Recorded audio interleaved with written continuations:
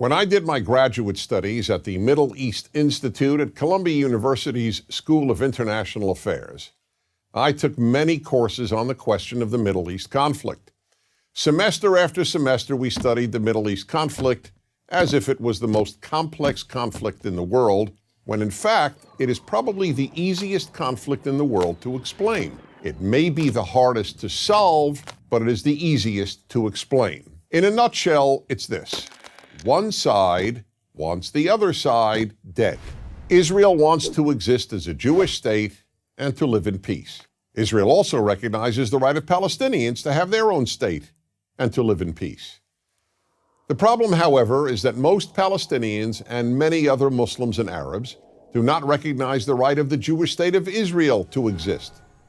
This has been true since 1947, when the United Nations voted to divide the land called Palestine into a Jewish state and an Arab state. The Jews accepted the United Nations partition, but no Arab or any other Muslim country accepted it. When British rule ended on May 15, 1948, the armies of all the neighboring Arab states, Lebanon, Syria, Iraq, Transjordan, and Egypt, attacked the one-day-old state of Israel in order to destroy it. But to the world's surprise, the little Jewish state survived. Then it happened again. In 1967, the dictator of Egypt, Gamal Abdel Nasser, announced his plan, in his words, to destroy Israel. He placed Egyptian troops on Israel's border, and armies of surrounding Arab countries were also mobilized to attack. However, Israel preemptively attacked Egypt and Syria. Israel did not attack Jordan and begged Jordan's king not to join the war. But he did. And only because of that did Israel take control of Jordanian land, specifically the West Bank of the Jordan River. Shortly after the war, the Arab states went to Khartoum, Sudan, and announced their famous three no's: no recognition, no peace, and no negotiations. What was Israel supposed to do? Well, one thing Israel did a little more than a decade later in 1978 was to give the entire Sinai Peninsula, an area of land bigger than Israel itself and with oil, back to Egypt, because Egypt, under new leadership, signed a peace agreement with Israel.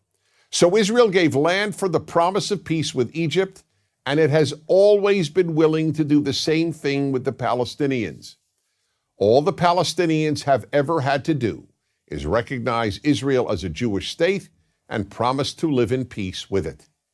But when Israel has proposed trading land for peace, as it did in 2000, when it agreed to give the Palestinians a sovereign state in more than 95% of the West Bank and all of Gaza, the Palestinian leadership rejected the offer and instead responded by sending waves of suicide terrorists into Israel. Meanwhile, Palestinian radio, television, and school curricula remain filled with glorification of terrorists, demonization of Jews, and the daily repeated message that Israel should cease to exist. So it's not hard to explain the Middle East dispute. One side wants the other dead.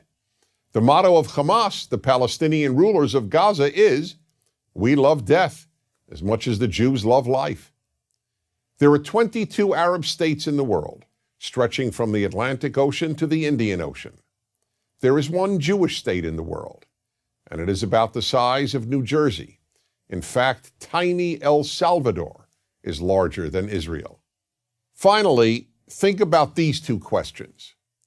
If tomorrow Israel laid down its arms and announced, "We will fight no more," what would happen?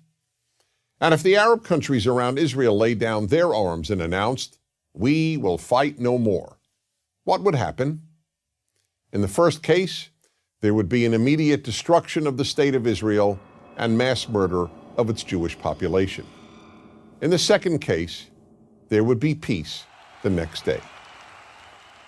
As I said at the outset, it is a simple problem to describe. One side wants the other dead. And if it didn't, there would be peace.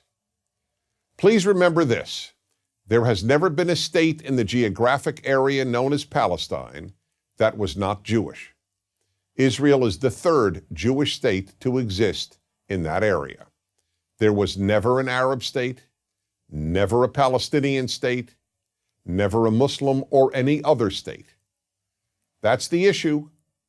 Why can't the one Jewish state the size of El Salvador be allowed to exist? That is the Middle East problem. I'm Dennis Prager.